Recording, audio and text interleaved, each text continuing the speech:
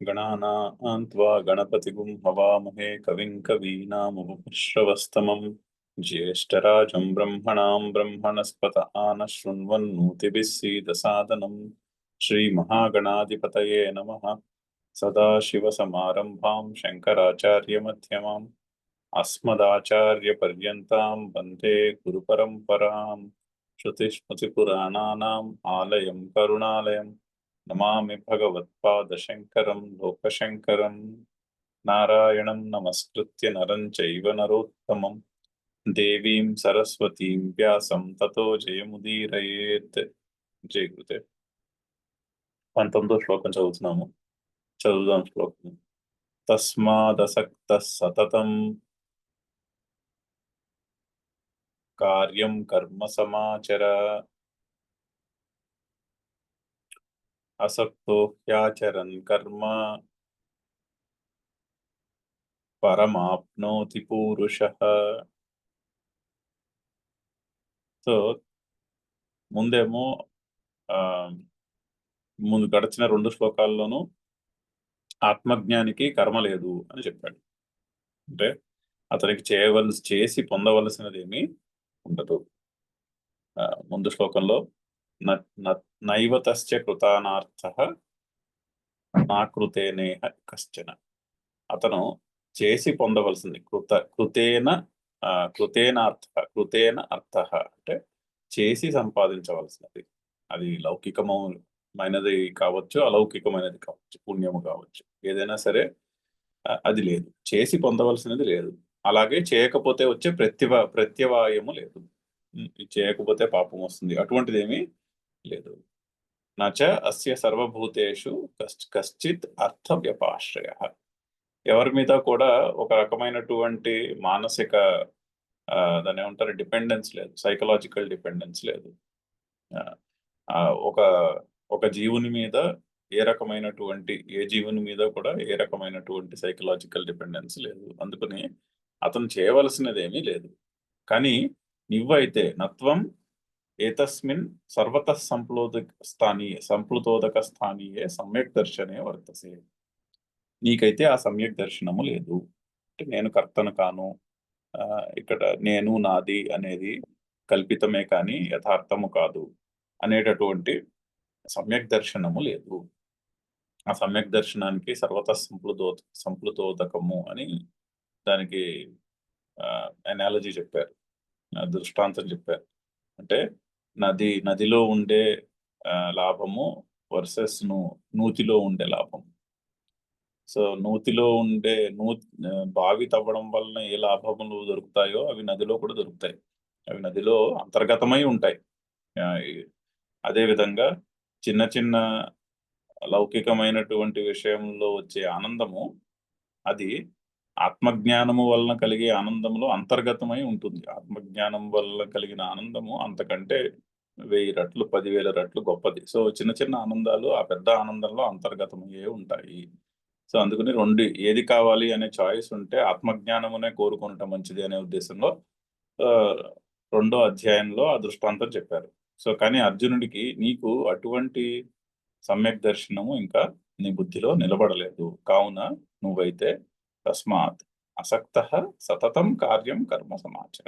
అసక్తుడవై అంటే ఫలముయందు ఆసక్తి లేనివాడివై నిత్యము సతతం ఎల్లప్పుడూ కూడా, అంటే ఏదో ఒకసారి కొంతసేపు ఇలాగా కొంతసేపు అలాగా కాదు, నిత్యము కూడా. అంటే నీ రోజువారీ జీవితం అంతయు కూడా కార్యం కర్మ సమాచర. కార్యం కర్మ అంటే కర్తవ్య కర్మ, నిత్య కర్మలతో నింపేసుకో. నిత్య కర్మలు మరియు కర్తవ్య కర్మలతో నింపేసుకొని ఉండుము. అంటే మొత్తము 24/7 ఏ పని చేసినా కూడా ఇది నా కర్తవ్యము అనే ఉద్దేశంతో కర్మ చేయుట. అంతేనే కానీ ఇది చేయుట వలన ఇందులోంచి నాకు ఫలానా లాభము కలుగుతుంది, నాకు వ్యక్తిగతమైనటువంటి ఇటువంటి లాభము కలుగుతుంది అనే మాట పక్కన పెట్టి అన్ని కర్మలు కూడా ఏ కర్మ చేసిన రోజంతా కూడా కర్తవ్య కర్మతో నింపేసుకోమని చెప్తున్నాడు. తస్మాత్ అసక్తః సతతం కార్యం కర్మ సమాచరం. అసక్తః హి ఆచరన్ కర్మ. అసక్తుడువై కర్మలను ఆచరించిన వాడు పరం ఆప్నోతి. ఆ పురుషుడు, ఆ మనిషి పరం ఆప్నోతి. అయితే అసక్తుడవై కార్యం చేస్తే ఏం లాభం అండి అని అడగచ్చు. ఫలము మీద ఆసక్తి లేకపోతే ఏ పని చేయడానికి మోటివేషన్ రాదు కదా, ఏ పని చేయాలనిపించదు కదా అని అన్న ప్రశ్న రావచ్చు. అందుకని చెప్తున్నాడు అసక్త ఈ ఆచరణ కర్మ. అసక్తుడిపై కర్మలు చేస్తే పరం ఆప్నోతి, పరమమైనటువంటి గమ్యస్థానమును చేరుకుంటారు, అంటే మోక్షమును పొందుతారు.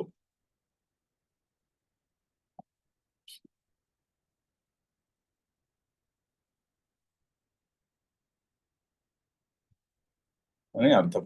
అంటే సో అసక్తుడిపై కర్మలు చేయటం వలన మనకి మనసులో ఆ క్వశ్చన్ అయితే రావచ్చు, ఫలము మీద ఆసక్తి తీసేస్తే అసలు పనులే చేయాలనిపించదు కదా అనేటటువంటి ఆ ప్రశ్న మనసులో వస్తూ ఉండొచ్చు. కానీ ఆ ప్రశ్నకు సమాధానం ఏంటంటే, మనము 2 ఎగ్జాంపుల్స్, ఇద్దరు మనుషుల్ని చూడొచ్చు మన జీవితంలో. మన జీవితంలో ఉన్న వాళ్ళే. ఒకటి తల్లి. తల్లి తనకు పిల్లలకి ఏం చేయాలో దాని వలన తనకేదో వస్తుంది అనే ప్రశ్న పక్కన పెట్టి పిల్లలకి ఏం చేయాలో అది చేస్తుంది. మరి అక్కడ ఆసక్తులై పని చేస్తున్నట్టే లెక్క. అంటే ఫలము మీద ఆసక్తి లేదు. వీళ్ళు రేపు పొద్దున్న నన్ను చూసుకుంటారా లేదా అనే ఫలము మీద ఆసక్తి లేకుండా పిల్లలకి ఏం చేయాలో అది చేస్తుంది. అది ఒకటి. 2 గురువులు, సద్గురువులు, గురుదేవులు లాంటి వాళ్ళని చూస్తూనే ఉంటాం. వాళ్ళు చేస్తున్న పనిలో ఎక్కడా వాళ్ళకి ఫలం మీద ఆసక్తి ఉందని కనిపించదు. మీరు ఎంత వెతికినా కూడా ఇందులోంచి వీళ్ళకి ఏమొస్తుంది అనే ప్రశ్నకు ఆన్సర్ దొరకదు. వాళ్ళని అడిగినా కూడా వాళ్ళు మాకేం అక్కర్లేదనే చెప్తారు. వాళ్ళు ఎలా చెప్పినా సరే మనం పరిశీలించినా కూడా వాళ్ళు చేసే పనుల్లో ఏదో వాళ్ళు అందులోంచి ఏదో లాభం పొందుతున్నారు అనే అనేది కనిపించదు ఎక్కడా కూడా. అంటే వాళ్ళు సమాజానికి మంచి చేస్తున్నారే గాని వాళ్ళ సొంత లాభం ఏదో పొందుతున్నారు అందులోంచి అనేది అయితే కనిపించదు. అది మనకి కనిపిస్తూనే ఉందిగా. సో ఆ 2 పరిశీలించి ఆ రెండిటిని రోల్ మోడల్స్ కింద పెట్టుకుని తస్మాత్ అసక్తః సతతం, నిత్యము ఎల్లప్పుడూ కూడా కర్తవ్య కర్మలు చేస్తూ ఉండుము అని చెప్తున్నాను. భాష్యం చదువుదాము. తస్మాత్ అసక్తః సంగవర్జితః. అసక్తః అంటే సంగము లేకుండా, దేని ఎదల ఫలము మీద సంగము లేకుండా, ఫలము మీద సంగము లేకుండా పనిచేయము. ఎప్పుడు సతతం, సర్వదా. చూడండి, ఆ సతతం అనేది చాలా ఇంపార్టెంట్. సర్వదా, కాసేపు ఇలాగా కాసేపు అలాగా కాదు, రోజంతా కూడా 24/7. అది ఇంట్లో పని చేసినా, ఆఫీస్లో పని చేసినా, బయట సమాజానికి పని చేసినా, ఏది చేసినా సరే అందులోంచి నేను పర్సనల్ గా పొందవలసినది ఏది లేదు. రావాల్సింది ఎలాగా వస్తుంది, రావాల్సింది ప్రారంధానుసారము వస్తుంది, రావాల్సిన ఫలము ప్రారంధానుసారం వస్తుంది. సో అందులో నేను ఆ ఫలమును గురించి ప్రాకులాడి చేయవలసింది ఏమీ లేదు అని సతతం, సర్వదా, ఎల్లప్పుడూ కూడా కార్యం కర్తవ్యం నిత్యం కర్మ. కార్యం కర్మ అంటే కర్తవ్య కర్మ అంటే నిత్య కర్మ అని అర్థం. కర్తవ్య కర్మలు సమాచర నిర్వర్తయ, కర్తవ్య కర్మలు చేస్తూ ఉండుము. అది లోటు, ఆజ్ఞ. ఆజ్ఞ లోట్ల కారణంలో చెప్తున్నారు. సో ఆజ్ఞ కింద చెప్తున్నాడు, నీవు మాత్రము నిత్యము కర్తవ్య కర్మలు చేస్తూ ఉండుము. అసక్తుడవై ఫలము మీద సంగము లేకుండా చేస్తూ. అసక్తః హి యస్మాత్. 2వ లైన్లో మళ్ళీ యస్మాత్ ఉంది. యస్మాత్ అంటే ఎందువలన. అసక్తః హి సమాచరన్ ఈశ్వరార్థం కర్మ కుర్వన్. అసక్తః హి ఆచరన్. ఆచరన్ అంటే ఈశ్వరార్థం కర్మ కుర్వన్, అంటే అసక్తుడివై కర్మలు చేయుట. అసక్తుడివై కర్మలు చేయుట అంటే ఈశ్వరుని కొరకు కర్మలు చేయుట. అంటే ఇప్పుడు జ్ఞాని యొక్క కర్మలు చూసామనుకోండి, ఇప్పుడు గురుదేవులనే మనం పరిశీలించామనుకోండి, ఫర్ ఎగ్జాంపుల్ అలాంటి మహాత్ముల్ని పరిశీలించామనుకోండి, వాళ్ళు చేసే కర్మలలో స్పాంటేనియస్ యాక్షనే కానీ అది డెలిబరేట్ యాక్షన్ అనిపించదు. అంటే ఏదో ఒక ట్రాన్సాక్షన్ లాగా ఒక ఫలమును ఉద్దేశించి చేస్తున్నటువంటి కర్మలా అనిపించదు. అది it's not a deliberate action, spontaneous action. అది ఆ టైంకి ఏం చేయాలో అది చేస్తారు అన్నట్టు ఉంటుంది. సో అందుకని ఆ విధంగా కర్మలు చేయుట, ఆ ఈశ్వరుని యొక్క కర్మలు అలాగే ఉంటాయి. ఇప్పుడు ఈశ్వరుని యొక్క కర్మ ఉందనుకోండి, ఈశ్వరుని యొక్క కర్మ అంటే ఈశ్వరుడు అనే ఒక పెద్ద ఆయన ఈ సృష్టిని నడిపిస్తున్నాడు అని దాన్ని పర్సానిఫై చేస్తే అది స్పాంటేనియస్ గా ఉంటుంది. ఆ యాక్షన్ అది డెలిబరేట్ గా ఉండదు. ఒక ఫలమును ఫలము అంటే పర్సనల్ ఫలం, అది గుర్తుపెట్టుకోవాలి. ఒక పర్సనల్ వ్యక్తిగతమైన ఫలమును ఉద్దేశించి చేస్తున్న కర్మల్లా అనిపించవు. అందుకని అసక్తుడవై కర్మలు చేయుట అంటే ఈశ్వరార్థం కర్మ కుర్వన్, అలా కూడా అర్థం చేసుకోవచ్చు. పూర్తిగా ఒక వివేకముతో అర్థం చేసుకుంటే ఇక్కడ నేను చేస్తున్నది ఏమీ లేదు, ఇక్కడ జరుగుతున్నవే కానీ పనులు చేస్తున్నవి కావు అని తెలుస్తూ ఉంటుంది అని అన్న వివేకము ఉంటే, ఓకే నేను కర్తను కాను, ఇందులోంచి నేను పొందవలసింది ఏది లేదు అనే వివేకంతో పనులు చేయుట, లేదా భక్తి పర్స్పెక్టివ్ లో ఆలోచిస్తే ఈశ్వరుని యొక్క కర్మ, ఇక్కడ పర్సనల్ కర్మ అంటూ ఏమీ లేదు, ప్రతిదీ కూడా అంతయు ఈశ్వరుని కర్మ. సో ఏ కర్మ చేసినా కూడా నేను ఈశ్వరుని కొరకే చేస్తున్నా అనే ఉద్దేశంతో కర్మ చేయటం. సో అంది. సో అసక్త హి యస్మాత్ సమాచరం ఈశ్వరార్థం కర్మ కుర్వన్ పరం మోక్షం ఆప్నోతి పురుష, అట్టి మనిషి పరమును పొందుతాడు, పరమైన గమ్యస్థానమును పొందుతాడు, అంటే మోక్షమును పొందుతాడు. అంటే ఫలము మీద ఆసక్తి వదిలేసి కర్మలు చేస్తే సైకలాజికల్లీ ఫ్రీ ఉంటాం. అయితే ఆ ఫలము ఎడల సైకలాజికల్లీ బౌండ్ ఉంటాం. అలా కాకుండా మానసికంగా ఎటువంటి దాన్ని ఏమంటారు బాండేజీ లేకుండా, ఎటువంటి బంధము లేకుండా ఫ్రీగా పనిచేయగలుగుతాం. సో పరం మోక్షం ఆప్తి, విధంగా అర్థం. ఏ విధంగా సత్వశుద్ధి ద్వారేణ ఇత్యర్థ. అయితే అసక్తుడవై పనిచేస్తే మోక్షం ఎలా కలుగుతుంది అంటే ఆల్రెడీ చెప్పారు కదా కర్మయోగంలో. అసక్తులవై ఫలం మీద సంగము లేకుండా కర్మలు చేస్తూ ఉంటే అంతఃకరణ శుద్ధి, తద్వారా జ్ఞాన నిష్టకు యోగ్యత, తద్వారా మోక్షము అనేటటువంటి క్రమములో ఆ క్రమమును అనుసరించి మోక్షమును పొందుతారు అని అర్థము. చదువుదాం శ్లోకం ఒకసారి. తస్మాదసక్త సతతం కార్యం కర్మ సమాచర, అసక్తో హ్యాచరన్ కర్మ పరమాప్నోతి పూరుషః.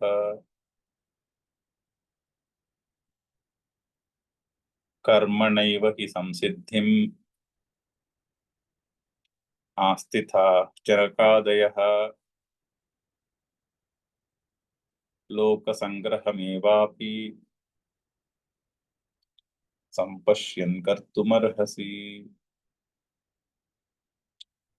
ఇంకొక పూర్వీకుల గురించి చెప్తున్నాడు. పూర్వీకులు కూడా ఇదే విధముగా పనులు వాళ్ళ కర్మలు వాళ్ళు చేశారు అని పూర్వీకులైన కొంతమంది క్షత్రియుల గురించి చెప్తున్నాడు. జనకాదయ, జనకుడు మొదలగు వారు, అంటే జనకుడు మొదలగు వారు జ్ఞానులు, ఇటువంటి జ్ఞానమును పొందిన వారు కూడా కర్మణా ఏవ హి సంసిద్ధిం ఆస్థిత, కర్మ చేతనే సంసిద్ధిని పొందారు. సంసిద్ధిని పొందారు అంటే మోక్షమును పొందారు. సో జనకుడు మొదలైన వారు జ్ఞానులు అని మనం విని ఉన్నాము. వాళ్ళు జ్ఞానులు అయినప్పటికీ కూడా వాళ్ళు కర్మలు చేస్తూనే సిద్ధిని పొందారు. ఎందుకు చేశారు కర్మలు అంటే లోక సంగ్రహం ఏవ అపి సంపశ్యన్.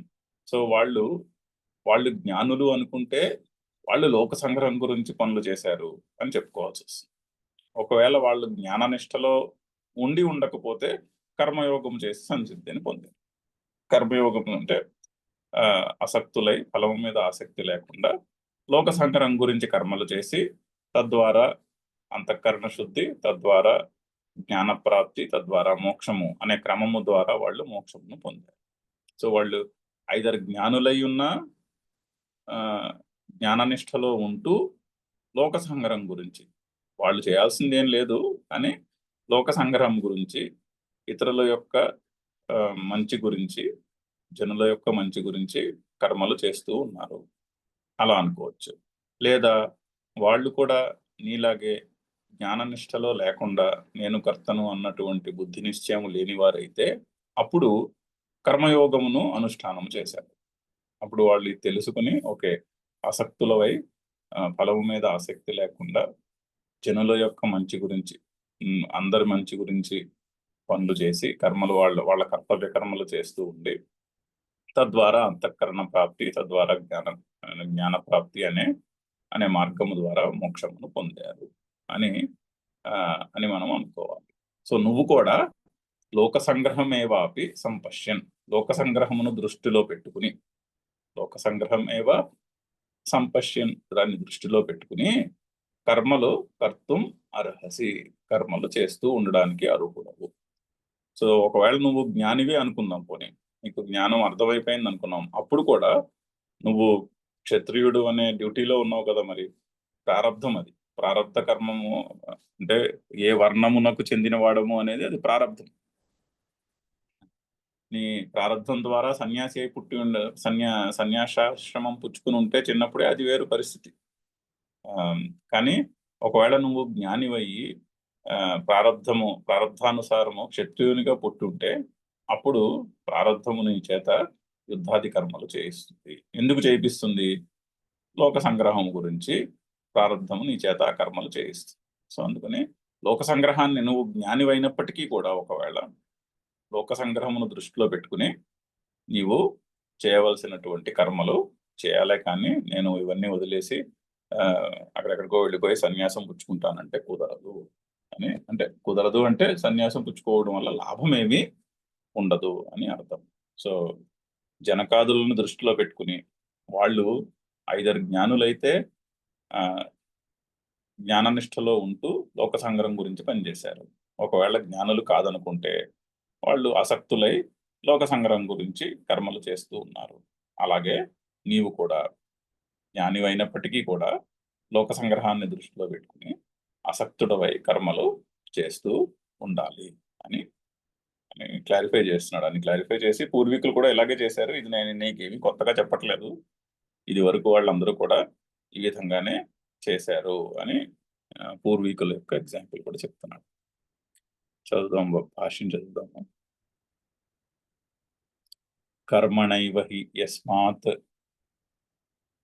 అహి అంటే యస్మాత్ ఎందువలనంటే కర్మణ ఏవ కర్మ చేతనే పూర్వే క్షత్రియా విద్వాంస, అంటే పూర్వీకులైనటువంటి విద్వాంసులైన క్షత్రియులు అంటే ఆత్మవేత్తలైనటువంటి క్షత్రియులు కొంత పరిశీలన చేసి సాధన చేసి శ్రవణము మననము అటువంటివి చేసి చేసినటువంటి విద్వాంసులైన క్షత్రియులు సంసిద్ధిం మోక్షం గంతుం ఆస్థితాః ప్రవృత్తాః, అయితే సంసిద్ధిని మోక్షమును ఈ విధముగా పొందారు, ఈ విధముగా చేసి మోక్షమును పొందారు. ఎవరు వాళ్ళు? కే జనకాదయ, జనక అశ్వపతి ప్రభృతయ, జనకుడు అశ్వపతి మొదలగు వారు మొదలగు పూర్వీకులు యది తే ప్రాప్త సమ్యక్ దర్శనా, ఒకవేళ జనకాదీయులు సమ్యక్ దర్శనము పొందినవారు, ఆల్రెడీ సమ్యక్ దర్శనాన్ని సిద్ధించుకున్నవారు, అంటే వాళ్ళు ఆత్మానాత్మ వివేకము స్థిరపడిన వారై ఉన్నారు అనుకుంటే తతః లోక సంగ్రహార్థం ప్రారబ్ధ కర్మత్వాత్ కర్మణా సహైవ అసన్యస్యైవ కర్మ సంసిద్ధిమాస్థితాః ఇత్యర్థః. అయితే వాళ్ళు ప్రారబ్ధానుసారం రాజులై పుట్టి సమ్యక్ దర్శనము కలిగి ఉండి ఉన్నప్పటికీ కూడా లోక సంగ్రహార్థం 10 మంది మంచి కొరకు జనుల యొక్క మంచిని ఉద్దేశించి కర్మణా సహైవ కర్మ సన్యాసము అంటే కర్మలను వదిలేయకుండా ఆ నీవు అనుకుంటున్నట్టు కర్మలను వదిలేసి ఎక్కడికో వెళ్ళిపోవుట అనే సన్యాసమును చేయకుండా అసన్యస్యైవ కర్మ అసన్యస్యైవ కర్మలు చేస్తూ సన్యాసము లేకుండా కర్మలు చేస్తూ సంసిద్ధి ఆస్థిత అంటే మనస్సులో సంఘవర్జితముగా ఉండాలి. మనస్సులో ఫలము మీద ఆసక్తి ఉండకూడదు. మనసులో ఫలం మీద ఆసక్తి లేకుండా అంటే ప్రాప్త సమ్యక్ దర్శనాహ కదా, మరి మనసులో ఆసక్తి ఉండదు. మనసులో ఆసక్తి లేకుండా వాళ్ళు క్షత్రియులుగానే ఉంటూ అంటే క్షత్రియుడు అనే పొజిషన్ ని వదిలేసి సన్యాసం చేయకుండా క్షత్రియులుగానే ఉంటూ లోక సంగ్రహార్థం వాళ్ళ ప్రారబ్ధ కర్మను అనుసరించి ప్రారబ్ధ కర్మత్వ వాళ్ళ ప్రారబ్ధ కర్మ వాళ్ళని రాజులను చేసింది. సో అందుకని వాళ్ళ దాన్ని వదిలేదు, అక్కడే ఉన్నారు. రాజు యొక్క పొజిషన్ లోనే ఉంటూ ఆత్మజ్ఞాన నిష్టలో ఉంటూ రాజుగా ఉంటూ లోక సంగ్రహము గురించి వారు చేయవలసినటువంటి పనులు చేశారు, చేసి మోక్షమును పొందారు అని అర్థం చేసుకోవాలి శ్లోకాన్ని. లేదా అథ అప్రాప్త సమ్యక్ దర్శనా జనకాదయ లేదా ఈ జనకుడు మొదలగు వాళ్ళు అప్రాప్త సమ్యక్ దర్శన వాళ్ళకి సమ్యక్ దర్శనము కలగలేదు అంటే నేను కర్తను కాను అనేటటువంటి బుద్ధి నిశ్చయం కలగలేదు అనుకుందాం. అప్పుడు తదా కర్మణ సత్వ సంశుద్ధి సాధన భూతేన క్రమేణ సంసిద్ధిమాస్థితాః ఇది వ్యాఖ్యేయ శ్లోక. లేదా అలా కాకపోతే ఎలా వ్యాఖ్యానం చేయాలి శ్లోకానికి? వాళ్ళు సమ్యక్ దర్శనమును పొందలేదు అంటే వారికి నేను కర్తను కాను అనేటువంటి బుద్ధి నిశ్చయం ఇంకా కలగలేదు. సో అందుకని ఏం చేశారు? కర్మయోగాన్ని చేశారు. కర్మయోగము చేసి ఏ విధంగా ఫలము మీద ఆసక్తి లేకుండా కర్మలు చేసి తద్వారా సత్వ సంశుద్ధి సాధన భూతేన క్రమేణ అంతఃకరణ శుద్ధి అనే క్రమము ద్వారా ఆత్మజ్ఞానమును పొందారు, మోక్షమును పొందారు. సంసిద్ధి మాస్థిత ఇది వ్యాఖ్యేయ శ్లోక. ఆ విధంగా అర్థం చేసుకోవాలి జనకాదుల గురించి. ఒకవేళ జ్ఞానులైతే డైరెక్ట్ గా జ్ఞాననిష్ఠలో ఉంటే లోక సంగ్రహం గురించి చేశారు. జ్ఞానులు కాకపోయి యోగులైతే కర్మయోగం చేశారు. ఫలం మీద ఆసక్తి వదిలేసి అప్పుడు మరి ఎందుకు పనిచేశారు అంటే లోక సంగ్రహార్థం పనిచేశారు. వాళ్ళు రాజులుగానే ఉంటూ వాళ్ళు చేయవలసినటువంటి కర్తవ్య కర్మలు చేసి తద్వారా అంతఃకరణ శుద్ధి, తద్వారా జ్ఞాన ప్రాప్తి, తద్వారా మోక్షం అనే గమ్యస్థానమును చేరుకున్నారు. అథ మన్యసే పూర్వైః అపి జనకాదిభిః అపి అజానద్భిః ఏవ కర్తవ్యం కర్మ కృతం. ఓకే, నువ్వేమనుకుంటావంటే పోనీ అథ మన్యసే పూర్వులు జనకాదులు వాళ్ళు ఆత్మజ్ఞాన నిష్ఠులైనప్పటికీ కూడా తెలియకుండా కర్మలు చేస్తూనే ఉన్నారు అని నువ్వు అనుకుంటే అంటే ఏంటంటే నువ్వు ఒకవేళ నేను జ్ఞానిని అనే ఉద్దేశం నీకు ఉన్నప్పటికీ కూడా తావత న అవశ్యం అన్యేన కర్తవ్యం సమ్యక్ దర్శనవత కృతార్థేన ఇది. సో వాళ్ళు చేసినట్టు నేను పనులు చేయక్కర్లేదు, నేను ఇక్కడ పనులు చేసి సాధించవలసింది ఏమీ లేదు అని నువ్వు అనుకున్నప్పటికీ కూడా పూర్వీకులైతే వాళ్ళు జ్ఞాననిష్ఠులైనా కూడా వాళ్ళు తెలియకుండా కర్మలు చేశారని నువ్వు అనుకోపోని అలా అనుకుందాం. నువ్వు అలా అనుకున్నప్పటికీ కూడా నీకు నిష్ఠ వచ్చేసిందని అనుకుందాం. నువ్వు జ్ఞాననిష్ఠ పొందేసి ఇప్పుడు నేను కర్తవ్య కర్మను చేసి పొందవలసింది ఏమీ లేదు అని నువ్వు అనుకున్నప్పటికీ కూడా అప్పుడు కూడా తథాపి ప్రారబ్ధ కర్మాయుక్తః త్వం లోక సంగ్రహమేవ అపి లోకస్య ఉన్మార్గ ప్రవృత్తి నివారణం లోక సంగ్రహః తమేవ అపి ప్రయోజనం సంపశ్యన్ కర్తుమర్హసి. సో నువ్వు తథాపి ప్రారబ్ధ కర్మాయుక్తః ప్రారంధ కర్మ వలన క్షత్రియుడివై పుట్టావు. సో ఆ ప్రారంధ కర్మ నీ చేత ఈ పనులు చేయిస్తుంది. సో అందుకు నువ్వేం చేయాలి? అప్పుడు లోక సంగ్రహమేవ ఆ, కర్తం ప్రయోజనం, దాన్ని ఏమంటున్నాడు, లోక సంగ్రహమేవ ప్రయోజనం సంపశ్యం కర్తుం అర్హసి. లోక సంగ్రహం అనే ప్రయోజనంను దృష్టిలో పెట్టుకుని నువ్వు కర్మలు చేయండి. లోక సంగ్రహం అంటే ఏంటి? లోకస్య ఉన్మార్గ ప్రవృత్తి నివారణం లోక సంగ్రహం. జనులు ఉన్మార్గములో అంటే దుర్మార్గములో నడవకుండా ఉండేటట్టు చేయుట లోక సంగ్రహం. అంటే జనులందరినీ ఒక మంచి మార్గంలో నడిపించుట లోక సంగ్రహము. ఇప్పుడు మహాత్ములు చేస్తున్న పనులు అలాగే ఉంటాయి. మనుషులందరినీ, సొసైటీని ఇన్ జనరల్ గా ఒక మంచి మార్గంలో నిలబెట్టాలి, ఒక మంచి మార్గంలో నడిచేటట్టు చేయాలి అనేటటువంటి ఉద్దేశంతో వాళ్ళు పనులు చేస్తూ ఉంటారు. సో నువ్వు కూడా లోకస్య ఉన్మార్గ ప్రవృత్తి నివారణం అనే లోక సంగ్రహమును ఆ దృష్టిలో పెట్టుకుని త్వమపి ఏవ ప్రయోజనం సంపశ్యన్ కర్తుం అర్హసి. కర్మలు చేస్తూ ఉండడానికి అర్హుడవు. అంతేనే కానీ కర్మలు వదిలేసి కర్తవ్య కర్మను వదిలేసి పారిపోవుట అనేది ఏమి పెద్ద ప్రయోజనకరమైనటువంటి పని కాదు. అలా చేయొద్దు అని చెప్తున్నాను. చదువుదాం శ్లోకము.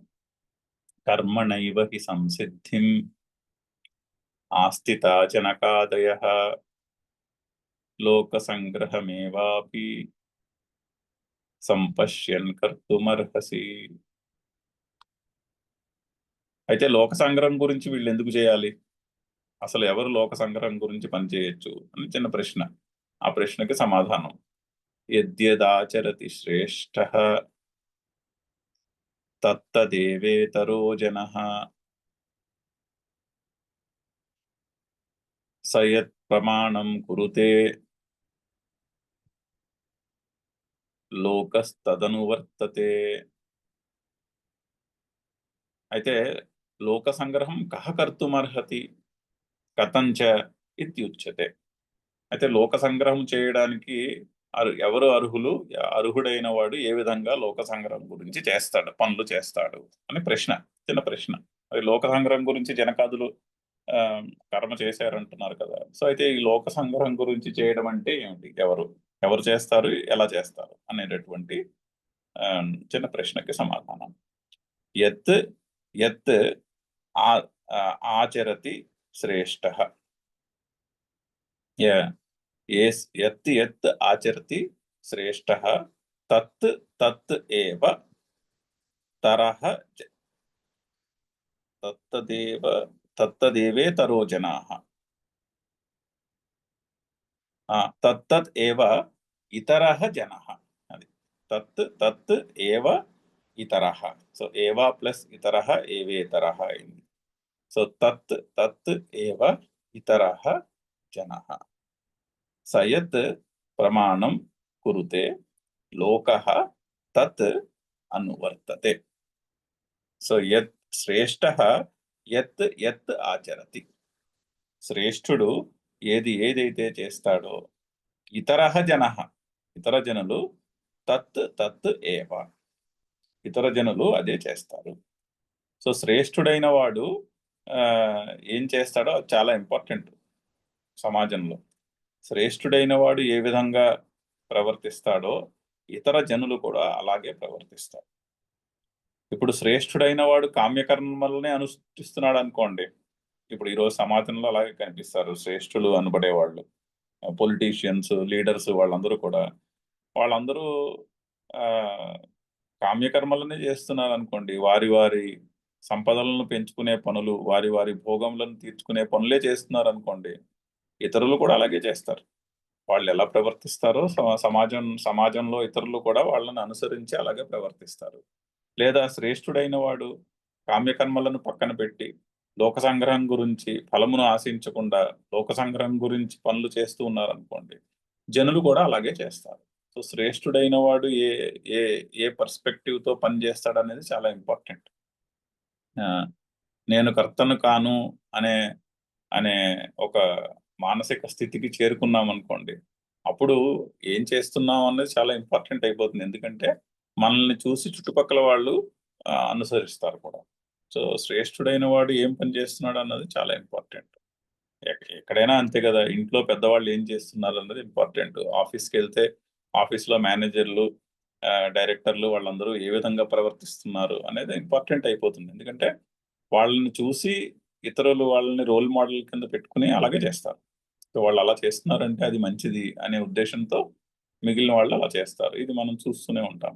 అందుకని శ్రేష్ఠ యత్ యత్ ఆచరతి ఇతర జన తత్ తత్ ఏవ.